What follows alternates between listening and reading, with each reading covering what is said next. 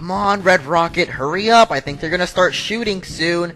Oh god, they're shooting! Oh, this is embarrassing.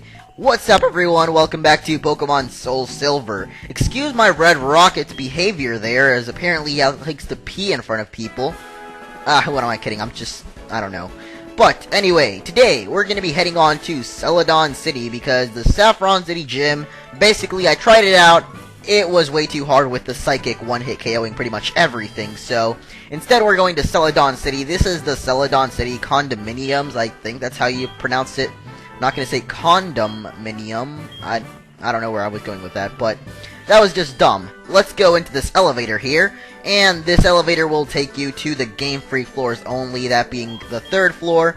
We'll go to the roof later on, but for now let's just head up to the 3rd floor. There's actually some pretty cool stuff to do here. I confused this place back with the Pokemon, or the radio tower in Lavender, but it's actually here, and we finally run into Lyra after such a long time. Apparently she tells us something about the sound designer, there we go, saying something about retro machines of awesomeness, so, this isn't actually the guy, this is the game director. There's a Game Freak place pretty much in all of the games, and this guy here is going to give you something very cool if you collect all 8 Kanto badges. And right over here is the President Game Freak himself. He's remaking an old game, but it's really cool and stuff, so, you know, bring back memories, but pretty much all new stuff, I don't know. But that's basically what they did with Heart Gold SoulSilver. They remade the old game, but they added a bunch of new stuff just to make it, like, a lot cooler than the original game. A lot of people still like the whole retro feel of the old game, you know, the nostalgia. I don't know, I personally prefer the new games. So, here we are on the roof. It's got all the 3D perspective from black and white. And here's this guy who loves high places, and he smokes, apparently. I thought he would give us some kind of TM or something, but apparently he's too cheap to do that. You can also take the elevator from the 2nd floor and get up to the roof, and then you can go into that little shack, but you can only do the event there after sundown, so I guess I'll be going later on after we take on the gym. You just go up the stairs and then through the elevator on the right, and you'll end up over there. The Celadon City department store is actually still here, so you can go and buy all your need stuff there. Here's this lady that doesn't really say anything important. And here's an awesome fountain and the guy that used to have Grimers in there. I don't know if they're still there, but they used to be there. And let's go ahead and go into the game corner because it's awesome and has slot machines. Oh, wait, never mind. Yeah, screw the Heart Gold SoulSilver game corner. It's so bad. I don't know why they would ever do that. That's just so horrible. That's one of the new things that I hate about this game. So if we go over here, we can actually find Maylene from Diamond, Pearl, and Platinum. That's pretty cool, I would say. I think you can find Crasher Wake later on, too, whenever I find him. Actually, we already did when we went to the Safari Zone, but yeah. You can find Maylene and Crasher Wake, and they're actually doing some kind of eating contest. And if you notice, Maylene has like 6 plates right there. Everyone else has like 1 or 2. So I guess she's winning, obviously. We're gonna need Cut to get to the gym, so I guess I'm gonna go get that like right now. So we're back with our awesome Rattata that can cut stuff down with its big buck teeth. Kind of reminds me of the Fairly Odd Parents main character. I haven't watched that show in so long, but I actually made a rant about this a long time ago. I don't remember in what episode of what, but about the old TV shows versus the new stuff that's coming out now. I actually really miss all the old stuff I used to watch, like Dexter and Fairly Odd Parents. Just awesome shows like that. I guess, you know, a bunch of the old Cartoon Network stuff you can watch on Boomerang now. Like, I know they have, like, Johnny Bravo and Dexter on there, but, you know, other stuff, like, Nick doesn't really have a channel where you can watch all the old stuff.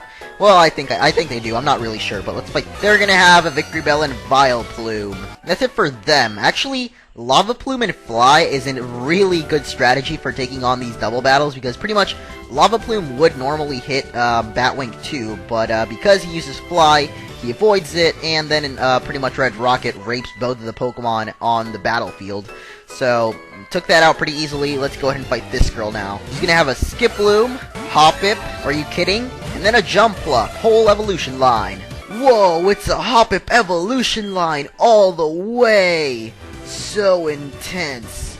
So there we go, we took care of them, and I really don't want to rant about the cartoon shows again. I'm just saying, I don't know if there is a Nick place where you can watch old TV shows, but that would be pretty cool if they have it. Now we're going to take on this girl with an Execute thar, and that's her only Pokemon. We're actually pretty much raping through this gym with Red Rocket. Actually forgot to mention something that I really, really hate about this game. It just ticked me off so badly when I first saw it, but I'll show it off later on when we go heal. For now, let's take you on. She's gonna have a Paris, then Parasect, and Carnivine. I was honestly not expecting a Carnivine. Like, just like before, there was a 4th gen Pokemon, I was like, whoa, 4th gen Pokemon in Johto, that's really awesome. Or actually, Kanto, but still, I actually really like that they included 3rd and 4th gen Pokemon in these areas. I don't know if there's that many 3rd gen ones, but there's definitely, I've seen a few 4th gen ones so far. We do have the National Dex by now, so I guess it makes sense, but I believe that's all the trainers, and the puzzle here isn't really a puzzle, but it's still pretty hard to get through. So, now that we did all of that, we can make our way up to the gym leader. I'm actually going to head back out and heal up and show you guys that one thing that really ticked me off. And if you guys can probably guess what it is, actually, if you can, infer that if I'm going outside and it's something outside the gym in Celadon, you can kind of, make the educated guess of what it is I'm about to show off. And, this gym's 3D stuff is kind of annoying to get through, but you can figure it out. Alright, if you guys noticed, the gym right there was full of girl trainers. There were no male trainers. And this guy here, if you remember back in the old games, he would say that. But now, he says this. It's full of strong trainers. You know what, old man? You suck. You have ruined this game for me. You ruined my childhood of having very good-looking ladies in a gym.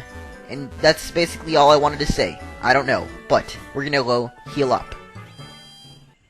Whoa, I'm back, but I'm invisible. Never mind, I'm right down here. Anyway, we're gonna go up to the gym leader now. Her name is Erika, and there is lovely weather inside a gym.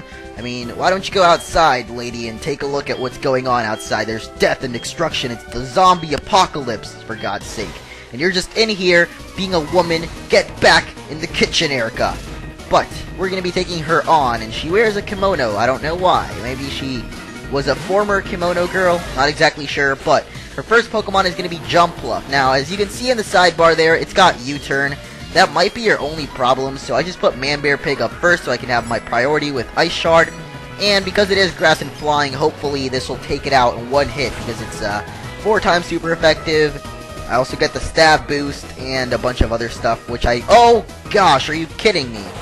Either way, it goes for its Giga Drain, so I guess it doesn't want to use its U-turn, and that's okay, that's super effective. I wasn't expecting that to be super effective, but I just remembered Man-Bear-Pig has horrible typing, Ice and Ground. It's really bad. Like, there's so many weaknesses for it, but it's actually a really good Pokemon, and if you guys remember, it pretty much raped through the Elite Four, and it's been raping so far through the Kanto gym leaders, Lieutenant Surge and this Jumpluff now, but I guess we'll give Red Rocket his light in the show now, or like his spotlight, I guess.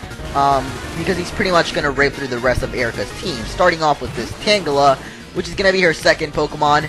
Not really a threat at all if you have like a good fire or flying type, or pretty much anything super effective against grass. Tangela is not really a problem. I really think this thing should have been a Tangrowth. I'm not sure if in the rematch it is, but yes, guys, spoilers, there's rematches with the Kanto and Johto gym leaders. I'll be doing those eventually. Actually, Rollout is it's a good move, but it's way too late to be giving us Rollout now. Unless you actually want to do a Rollout sweep at like level 46, but, that's just, it's up to you guys. Second Pokemon will be her Victreebel, or actually third Pokemon, but second one I'm taking down with Red Rocket. Take a look at the moves there. It's got Sunny Day and Solar Beam. I don't know if this one exactly has Solar Beam, but I know a couple of her Pokemon have Solar Beam, a couple of them have Sunny Day, so just be careful not to let them set that up, otherwise you might be in a little trouble. And finally, her last Pokemon will be Blossom, which I'm pretty much sure that this thing has Solar Beam.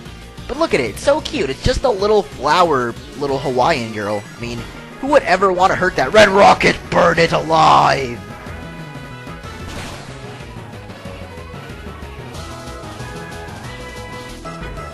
It's super effective, but it doesn't even kill it. And I don't know why there was just a moment of silence, but I guess, Red Rocket, this giant fire-breathing dog, burning little Hawaiian girls alive.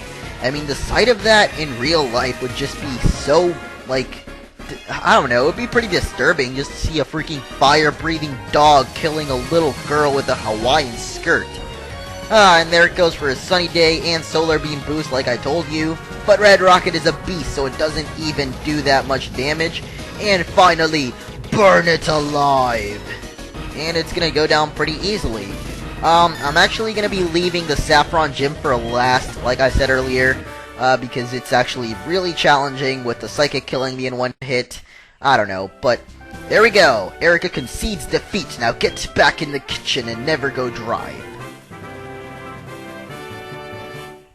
I probably just lost any of the female viewers if I actually had any, which I don't think I had, but if I did, then I probably just lost them all. I'm sorry about that. Unless you're pretending to be a girl. If so, then I don't mind, as long as I never get to meet you in real life, and you never make me drive to Wisconsin to go all the way with you. I don't even know what I'm talking about, but I saw Sex Drive the other day, and I guess that's what I was trying to refer to, and I really am starting to get a little annoyed by this gym. It's just kind of hard to figure out exactly where you're supposed to go into these flower things. I guess this is like a greenhouse kind of thing. I don't know. But let's get out of here, go up here, and then to the left, and then not over here to the right. Come on, are you kidding me? There we go. And finally, we're out of the gym, and back to Celadon City with this stupid old man that ruined my childhood memories of the Celadon Gym's awesomeness. I think the game's lagging a little bit, but we're almost done with the episode, so just, hang on with me, or, I don't know what the saying goes, but it's like, just bear with me. There we go, that's what I'm trying to say. It's not really a saying, but it was what I was trying to get to.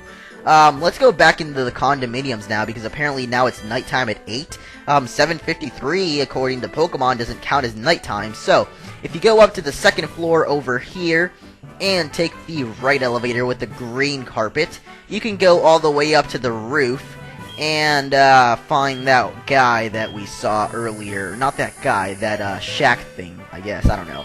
It's like a thing on the roof, and you go into it, and there's a guy, and it's all 3D and awesome. And once we go in here, we can find this kid, which we can't really talk to across the table for some reason, but, like, apparently after 8 p.m., it's nighttime, and he's gonna tell you his little story about riding his bicycle, and then he crashes, and he dies, and he doesn't actually die, but something happens, and he's gonna give you a spell tag in the end. Not really, I don't even know what that does, but apparently it does something special, so if you want to get that, then you can get it right there. If not, then do what you want. But we've defeated the Celadon City Gym, and then we explored the city, so I guess that's it for today. Next time, we'll be going down to Fuchsia City, and I'll see you guys later.